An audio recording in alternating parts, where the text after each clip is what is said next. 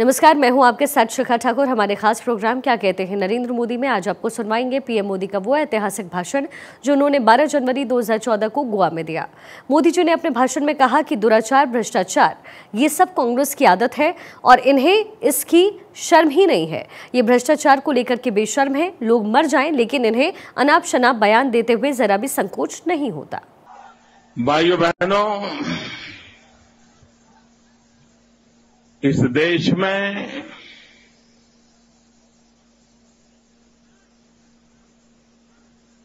TV media का ध्यान गोवा की तरफ जाता नहीं है।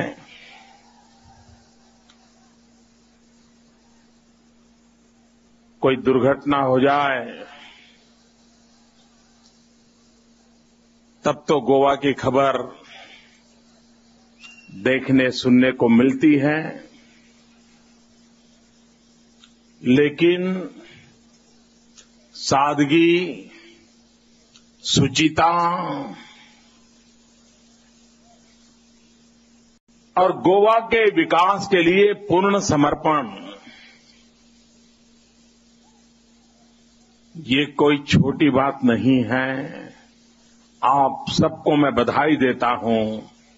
आपने ऐसी सरकार चुनी है, मनोहर पर्रिकर जैसे ऐसे नेता को चुना है और इसलिए गोवा के नागरिक लाख लाख बधाई के पात्र हैं। मुझे पता चला इस रैली में आने के लिए 5 रुपया शुल्क रखा गया था। मैं पार्टी के अध्यक्ष जी का, मनोहर पर्रिकर जी का इस बात के लिए आदर करता हूं कि उन्होंने ये जो 5-5 रुपया रकम आई थी, ये सारे पैसे उस इमारत के हादसे में जो मारे गए परिवार हैं उनको समर्पित करने का निर्णय किया और उस पुण्य कार्य में मुझे भी शरीक किया। समाज के प्रति संवेदना कैसी हो,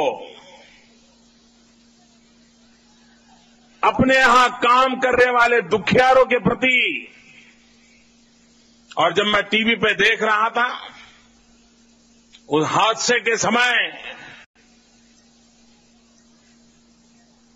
मनोहर पर्रिकर जी खुद मैदान में खड़े रह करके एक इंजीनियर के नाते उनके पास जो कौशल्य है उसका प्रत्यक्ष उपयोग करते हुए काम में जुट गए थे। भाइयों बहनों, ये भारतीय जनता पार्टी का चरित्र है, ये भारतीय जनता पार्टी के संस्कार है। हम लोगों को पार्टी ने इस प्रकार से तैयार किया है, हम लोगों को सिखाया है कि जनता के दुख में दुखी, जनता के सुख में सुखी। और इसी बात को लेकर के भारतीय जनता पार्टी ने एक पार्टी के रूप में भी विशिष्ट छवि बनाई है और एक सरकार के रूप में भी विकास की दृष्टि से अमिट छाप छोड़ी है। कोई कल्पना कर सकता है कि आज की स्पर्धा का जो युग है, आज जो राजनीति में लेना पाना बनना, ये कांग्रेसी कल्चर की जड़ें इतनी जमी हुई है। ऐसे समय भारतीय जनता पार्टी जैसा एक दल हो जो मनोहर पर्रिकर जी जैसे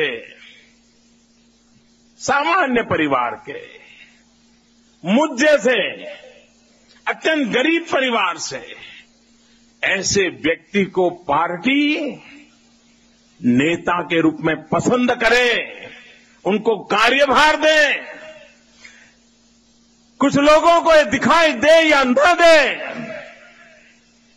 लेकिन मैं बड़े गर्व के साथ कहता हूं कि भारतीय जनता पार्टी जैसा संगठन न होता, भारतीय जनता पार्टी जैसी चरित्र और कार्यशैली न होती, भारतीय जनता पार्टी जैसा नेतृत्व न होता, तो आज रेल के डिब्बे में चाय बेचने वाला बच्चा आपके सामने खड़ा न होता। कोई कल्पना तो करिए, ये पार्टी की सोच और ताकत क्या होगी। तो गरीब परिवार से एक बच्चे को उठा करके उसे तैयार करें, उसको सामर्थ्यवान बनाए और देश की सेवा के लिए उसे अपना नेता बनाए। भाइयों बहनों, ये इस पार्टी की ताकत है। आप हमारे शिवराज जी देख लीजिए, आप हमारे रमन सिंह जी देख लीजिए, हिमाचल के हमारे मुख्यमंत्री रहे धूमल जी को देख लीजिए। सामान्य जीवन जीने परिवारों के बच्चे निष्ठा, पवित्रता, समर्पण के साथ मातृभूमि की सेवा में लगे हैं। और आज जब स्वामी विवेकानंद जी की 150वीं जयंती का समारोह पूरे देश में हो रहा है, पिछले साल पूरे देश में अनेकविध कार्यक्रम चले। उस स्वामी विवेकानंद जी की जन्म जयंती पर आज गोवा में इतना बड़ा समागम, ये अपने आप में हिंदुस्तान के सामान्य व्यक्ति ने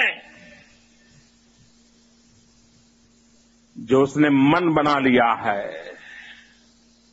उसने जो फैसला कर लिया है, इसका ये जीता जागता सबूत है। भाइयों, देश की जनता ने कांग्रेस पार्टी को सदा सर्वदा से निकालने का मन बना लिया है। कांग्रेस मुक्त भारत ये भाजपा का नारा नहीं है, ये जन जन का संकल्प है। कश्मीर से कन्याकुमारी, अटक से कटक, हिंदुस्तान ने,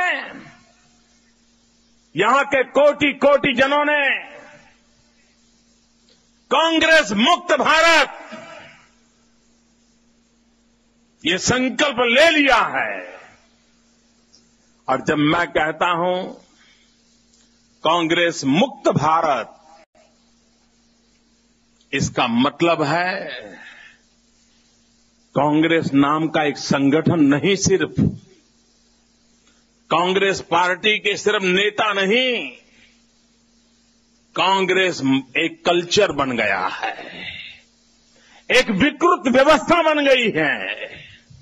हिंदुस्तान की रगों में 60 साल में भिन्न भिन्न रूप में, भिन्न भिन्न दलों के माध्यम से, भिन्न भिन्न नेताओं के माध्यम से वो विकृतियां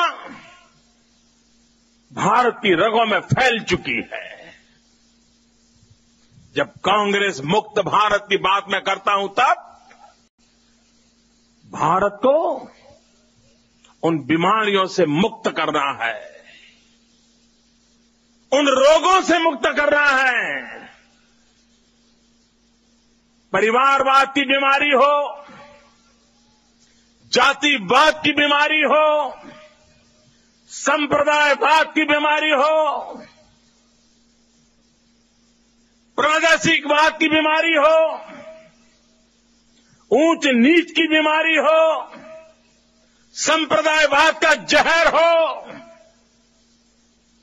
गरीबी हो, बीमारी हो, बेरोजगारी हो, ये सारे बीमारियों से मुक्ति, इसी का मतलब है कांग्रेस मुक्त भारत। ये कोई संस्था के लिए नहीं है। ये बीमारियों की जड़ें कांग्रेस के नाम से जानी जाती है। दुराचार, भ्रष्टाचार, और इनको शर्म भी नहीं है।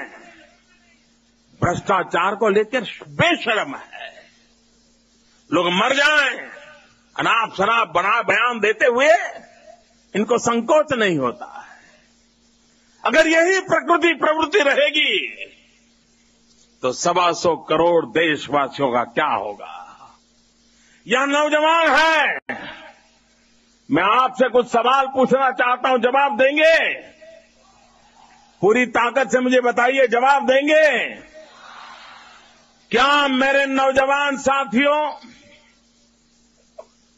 आपके माता पिता को जिस प्रकार की जिंदगी जीनी पड़ी, क्या आप ऐसी जिंदगी जीना चाहते हो? पूरी ताकत से बताओ, चाहते हो? आपके मां बाप को जिन मुसीबतों को झेलना पड़ा, क्या आप उन मुसीबतों को झेलना चाहते हो? आपके मां बाप के लिए आपको बड़ा करना, आपको रोजगार दिलाने के लिए जो मेहनत करनी पड़ रही है, अपमान झेलना पड़ रहा है, क्या आप ऐसी जिंदगी स्वीकार करते हो? भाइयों बहनों, ये मुसीबतें देने वाले कौन थे? वो कौन लोग थे जिन्होंने आपकी ये परिस्थिति पैदा की? क्या उन लोगों को सजा देनी चाहिए कि नहीं देनी चाहिए? उनको हमेशा हमेशा के लिए हिंदुस्तान की राजनीति से उखाड़ फेंकना चाहिए कि नहीं फेंकना चाहिए? भाइयों बहनों, आप राजीव गांधी को याद करिए। वो पूरा समय 21वीं सदी आ रही है, 21वीं सदी आ रही है, कितना बोल रहे थे, कितना बोल रहे थे। उस समय तो नए नए टीवी आए थे, चारों तरफ 21वीं सदी आ रही है, 21वीं सदी आ रही है, इसकी धूम मची हुई थी। लेकिन क्या 21वीं सदी के अनुकूल इस देश को तैयार किया गया? भाइयों, तैयार किया गया? एक ऐसी कोशिश की गई कि जिसके कारण हमें लगे कि हां, हम 21वीं सदी में पैर रख रहे हैं। किया तो क्या किया? भाइयों बहनों, मैं उस इतिहास को दोहराना नहीं चाहता हूं, लेकिन पूरी 20वीं सदी में आजादी का वो 50 साल का कालखंड बर्बाद कर दिया गया। देश को आशा थी कि कोई पढ़े लिखे महाशय आएंगे, राजनीतिक कल्चर के बाहर से व्यक्ति आएंगे, कांग्रेस की बुराइयों से जिनकी आदत नहीं बिगड़ी ऐसे व्यक्ति आएंगे, और देश मानता था कि शायद देश का भला हो जाएगा। लेकिन 10 साल का लेखा जोखा लें तो भाइयों बहनों, हिंदुस्तान को आजाद होने के बाद इतने बुरे दिन पहले कभी नहीं आए जितने इस 10 साल में इस देश को देखने पड़े हैं।